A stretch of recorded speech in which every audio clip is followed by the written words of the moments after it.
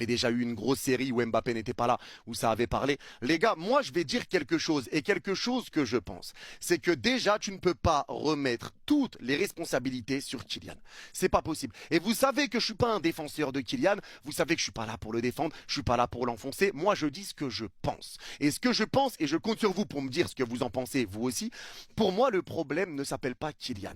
Kylian a des responsabilités, oui, l'énervement qu'il peut avoir quand il reçoit pas le ballon, l'humeur qu'il peut avoir qui peut être un petit peu détestable de temps en temps, les efforts qu'il ne fait pas sans ballon, le fait qu'il ne court pas, tout ça c'est des choses, oui, où son décrochage, il décroche trop, il n'a pas le positionnement d'un neuf, il fait pas les appels d'un neuf, il se positionne assez mal, c'est une réalité. Donc il y a des choses qui ne vont pas. Maintenant, il y a aussi des responsabilités sur Pérez, il y a aussi des responsabilités sur les entraîneurs, il y a aussi des responsabilités sur les autres joueurs, d'autres joueurs qui veulent jouer un peu pour leur pomme, etc. Il y a un manque de cohérence collective dans tous les cas. Ça déjà c'est la première chose à dire. Maintenant sur ce match, quand on voit la deuxième mi-temps, quand on voit que le Real Madrid arrive à marquer sur deux actions collectives, carrément je me rappelle même plus, c'est qu'on a la dernière fois qu'on a vu le Real marquer sur de vraies belles actions collectives, les buts ils arrivent à partir du moment où Gonzalo Garcia rentre en tant que numéro 9. Et tu le vois, Vini côté gauche, qui prend le ballon, repique dans l'axe, resserre Gonzalo, remise en une touche de Gonzalo, frappe, ça fait 1-0. Le deuxième but, Vini encore côté gauche, il resserre Bellingham, contrôle du gauche, talonnade du droit, frappe de Vini, ça fait 2-0.